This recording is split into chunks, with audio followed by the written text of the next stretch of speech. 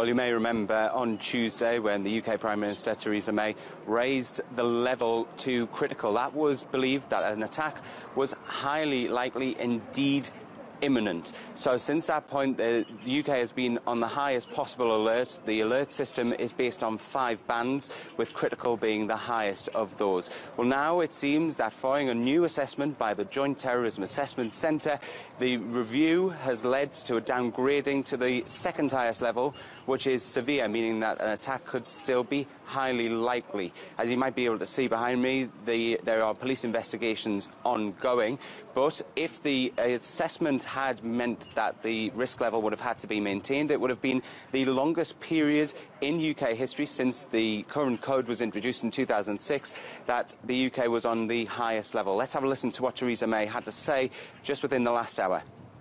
Just chaired a meeting of COBRA this morning where I've been updated by the police and the security services on the investigation into Monday's terrible attack in Manchester. A significant amount of police activity has taken place over the last 24 hours, and there are now 11 suspects in custody. In the light of these developments, JTAC, the Independent Joint Terrorism Analysis Centre, has this morning taken the decision to reduce the threat level from critical to severe. The public should be clear about what this means. A threat level of severe means an attack is highly likely. The country should remain vigilant.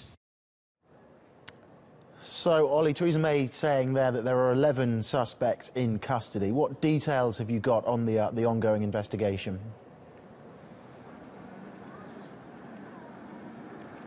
Well, as I was just saying, their ongoing investigations are happening. This is in the Moss Side area where we're currently standing.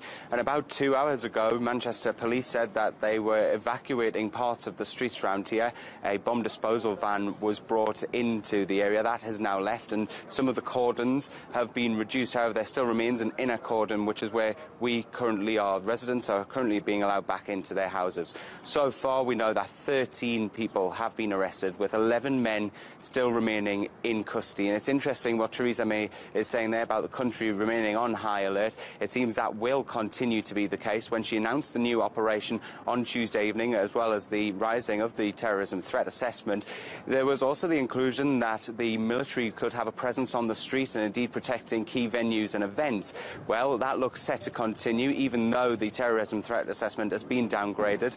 This weekend alone, there's 1,300 public events taking place, some high-profile ones as well.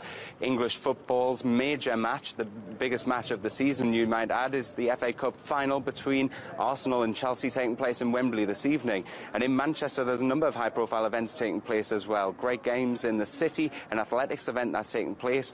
That's taking place today and tomorrow, as well as a half marathon. So we're likely to see more police on the streets still while this country is on high alert, as well as the potential for soldiers to be patrolling the streets alongside them.